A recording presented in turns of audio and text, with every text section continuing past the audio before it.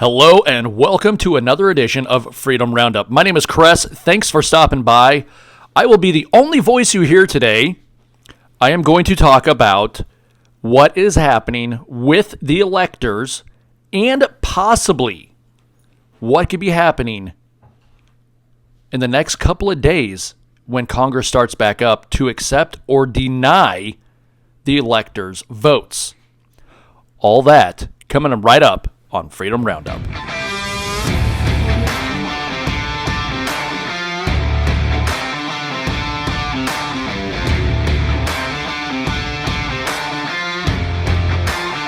Once again, my name is Kress. Thanks for stopping by. This is Freedom Roundup. All right, so what I was talking about, straight from the constitutioncenter.org, explaining Congress and settling electoral college disputes. We've seen that possibly Tommy Tuberville from Alabama could stand up and dispute the electoral college votes, plus his cohorts in Alabama, Congressman Mo Brooks. Now we've all seen a couple of other congressmen and senators stand up and say they are not going to accept Vice President Pence's electoral votes as he reads them off. So straight from constitutioncenter.org, this says, the next public step in the 2020 presidential election will happen on January 6, 2021, when Congress meets and validates the election. If there are objections at the meeting, a formerly obscure law will be consulted to settle disputes about electors. The 538 electors representing presidential candidates declared winners in the state contests met on Monday to cast their electoral votes as required under the Constitution's 12th Amendment and Federal Statute 3-USC 78. Former Vice President Joe Biden received 306 votes, and President Donald Trump received 232 electoral votes, with the 270 votes needed to declare a winner.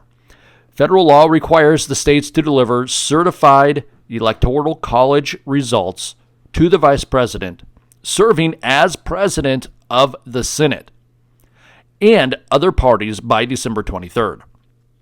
Then, a joint meeting of Congress is required by the 12th Amendment to count the electoral votes and declare the winner of the presidential election. The session on January 6, 2021 starts at 1 p.m. Now, at this time, objections at the meeting about electors will be settled using a process established by the Electoral College Act of 1887. The law has its origins in the contested presidential election of 1876 between Samuel Tilden and Rutherford B. Hayes, and we all know that we had President Rutherford B. Hayes after that was settled. Several states during the 1876 election sent rival electoral ballots to be considered by Congress, which lacked a procedure to decide among contested slates of electors. The short-term solution was a special 15-person commission, including 5 House representatives, 5 senators, and 5 Supreme Court justices. They decided the election, which went to, as we know, President Hayes. In the end, the participating Supreme Court justices casted their deciding votes after the House and Senate members voted upon party lines. Now, the Electoral College count of 1887 and several federal statutes addressed these questions about contested electors that land in Congress. The Congressional Research Service current interpretation of the Electoral Count Act explains that its understanding of the process when it comes to objections to electoral votes. Objections to individual states' returns must be made writing by at least one member of the Senate and House of Representatives. If the objection meets these requirements, the joint session recesses and the two houses separate and debate the question in their representative chambers for a maximum of 2 hours. The two houses then vote separately to accept or reject the objection. They then reassemble in joint session and announce the results of their respective votes. In objection to the state electoral vote, it must be approved by both houses in order for any contested vote to be excluded. So that means the Senate will have to accept the results and the House. And we will have to see if the House will even take this on. Like I said, Mo Brooks is one of the House members that is going to be taking this on. And we're going to have to see if the entire House of Representatives, ran by Democrats by a very slim margin, will actually take this on. So this interpretation applies in two scenarios in the 2020 election. The first is a situation where only one set of electoral votes is submitted by a state and objections are raised on grounds that the electoral votes are not regulatory given by the elector, or the electors were not lawfully certified according to state laws. The second scenario applies when two or more slates of electors from the same state are submitted to Congress, as was the case in the 1876 presidential election. It is unclear, though, if Congress would vote to discard a slate of electoral votes certified by a state if it followed its own election laws. The assumption presented in the law is that only one list would be from electors who would determine to be appointed pursuant to the state election contested statute, and that in such case, only those electors could be counted. Regardless, as of December 15th, 2020, the first scenario would seem more likely, unless the state legislature decides to send a second slate of electors to Congress and the archivist by January 6, 2021. By December 9th, 2020, all 50 states and the District of Columbia have certified their electoral votes as required by federal law.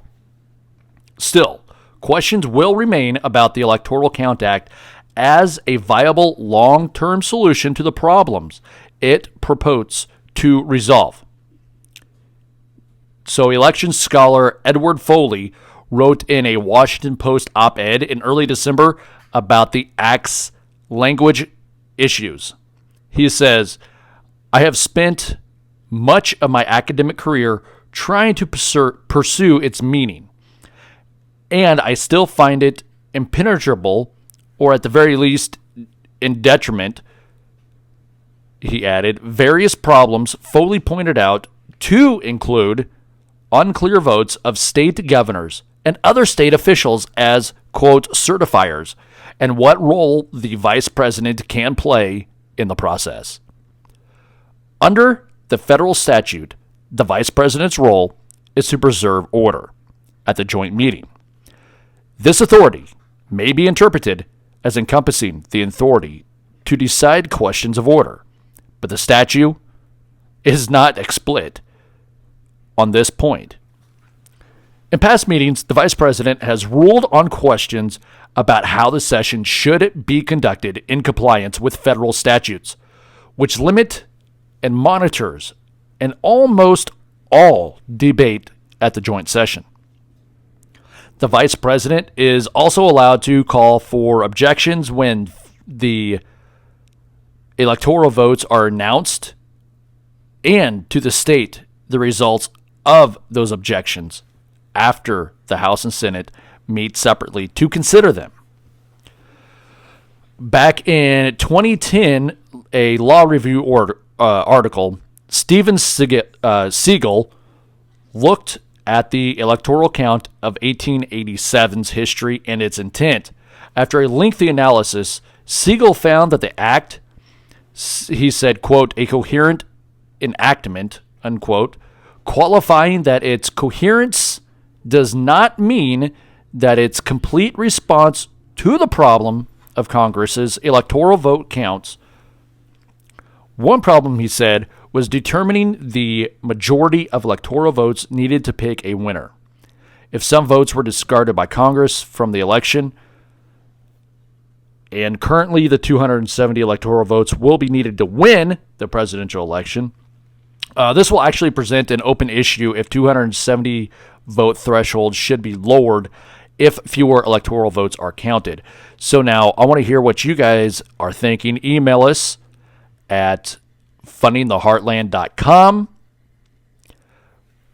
or right here, write a response on this YouTube page. We want to hear if you think that the 270 electoral vote threshold should be lowered. That is what they're actually kind of proposing here from Steven Siegel. So others have said that the Electoral Count Act is flawed. Vesin, I'm going to screw this name up, Vesin Kasavan argued in a 2002 law article review, the act was unconstitutional for several reasons, including the act's ability to bind a future Congress to procedural rules passed in 1887. If there's an objection to an elector or electors on January 6, 2021, there will be a recent precedent. In January 2005, Representative Stephanie Tubbs Jones and Senator Barbara Boxer objected to Ohio's electoral vote count for George W. Bush, alleging they were not in all known circumstances regularly given. The House and Senate met separately as required, and using a roll call vote, the objections were widely rejected. The House denied the objection in a 31-267 vote, and the Senate denied it in a 1-74 vote. So we could be possibly seeing this all unfold, this big drama happen over the next few days when these votes do come in and Vice President Pence will read them. Like I said, we have Mo Brooks in the House and Senator Tommy Tuberville, I should say Senator-elect Tommy Tuberville, coming from Alabama. We're going to see what happens here.